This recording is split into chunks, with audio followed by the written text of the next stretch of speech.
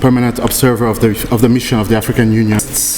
Esteemed expert, African youth, brothers and sisters, all protocol observed.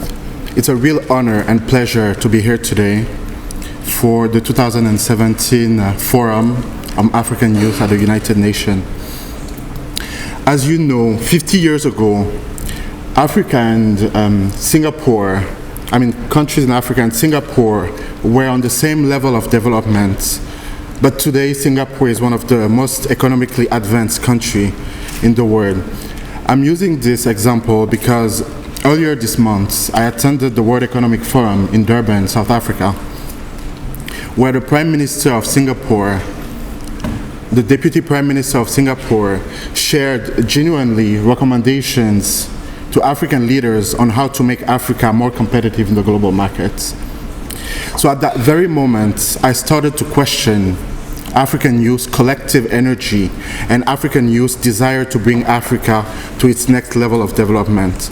At that very moment, I asked myself, in 50 years, would Africa still have another foreign leader remind us where we failed as a continent? In other words, will Africa youth deliver or disappoint in 40 years? So given African demographic dividends, its related unemployment, and the inability of current companies to absorb all the job seekers, entrepreneurship becomes a necessity on the African continent. So the question is, will Africa youth deliver or disappoint in 40 years when it comes to entrepreneurship? Indeed, I believe entrepreneurship could help Africa and African youth to deliver. Over the past couple of years, I personally witnessed the power of entrepreneurship to contribute to sustainable economic development in Africa. My team and I were able to raise millions of dollars for youth entrepreneurship program in Africa. We trained thousands of young African entrepreneurs, gave them access to capital, network, and access to markets. Every day, we work to tackle youth unemployment on the continent. Recently, one of the entrepreneurs we've helped, Aminata in Mali, who started a tomato farm, where we helped her by give her access to training, capital, but also a network, recently told us that she got a contract with the biggest hotel chain in West Africa, where she could deliver her tomatoes. So now Aminata makes more than $1,000 per month because of her business. Success stories like this on how youth entrepreneurship could boost Africa's development should happen every day on every street corner. However, for this common vision to materialize, more work needs to be done at various levels. I would like to touch on three recommendations that I believe would help advance the youth empowerment agenda in Africa. First is just channel more funding for youth program. So as an example, African technology startups have raised in excess of $130 million in 2016. And this is up by 17% for us from 2015. But the majority of these funds came from non-African investors who took ownership of African breakthrough innovations. So we need to empower African youth by giving them access to capital that will allow them to start a venture and channel their energy for good causes. Access to capital will also help young Africans keep ownership of their companies they worked very hard to build. We do not want to have our best entrepreneurs sell their companies at very low valuations to foreign investors. So increasing funding for youth programs would allow African youth to have seed capital and early financing needed to address this important issue. The second point and recommendation I would like to make is to try to have a collective action to youth entrepreneurship. So over the years, we've seen that there's thousands of youth entrepreneurship programs and billions of dollars being allocated to youth entrepreneurship in Africa.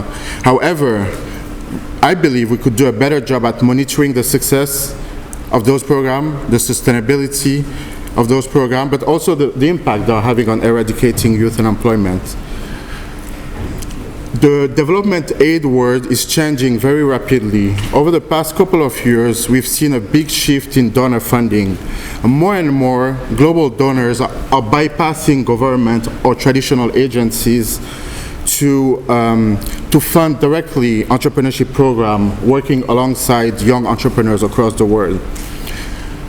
What we've seen is more and more entrepreneurs outside of Africa are able to develop those partnerships with those donors to raise funding for programs. So in this regard, we would like to encourage our government, but also our African leaders, to engage more the youth-led organizations and the ecosystem in Africa as we work with those new funds, as we adapt to this shift in donor funding, because our counterparts are doing right that and they're raising a lot of funds.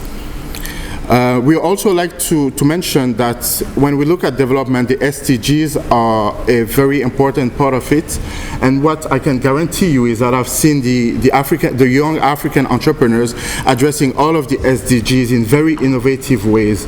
For example, just to touch on one, access, like one of the SDGs, health and maternal health and child mortality. There's an entrepreneur in Cameroon with who I've worked. His name is Alan Teff. He developed a mobile application just to remind mom that when they need to go see the doctor when they are pregnant, because thousands and millions of women are dying just because they don't know when to see the doctor when they are pregnant. So his app has revolutionized the way traditional NGOs are addressing the issue of not only maternal health, but also child mortality. Because after the mom delivers, the SMS are reminding them and calling them to go see the doctor. So concretely, he has proven that he has been able to decrease both child and maternal mortality by the thousand, and he's been recognized by that around the world. And entrepreneurs like that, I could spend the day talking about them.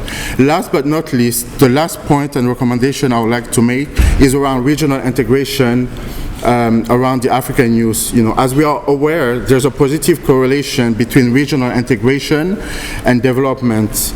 Regional integration in Africa only stayed at 14%. When we look at Asia or Europe, it's plus 50, 60%. There have been research done by the African Union, but also the African Development Bank, that shows the impact of regional integration of youth and employment. Therefore, we need to increase regional integration among the African youth. You know, I, for example, have had a tough time traveling. I'm Malian. I have a tough time traveling across Africa. And it's very difficult. Like, for example, when we need to travel somewhere, when I talk to my American or European counterpart, they just have to jump on a plane and get there. I have to go through 1, 2, 3 weeks to get a visa.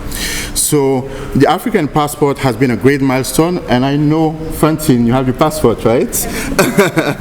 So I would like to encourage maybe African leaders to try to see ways in which, you know, we could have an initiative to have more young Africans have their African passport, because this could have a tremendous impact on sustainable economic development. This is it. Thank you very much for having me today.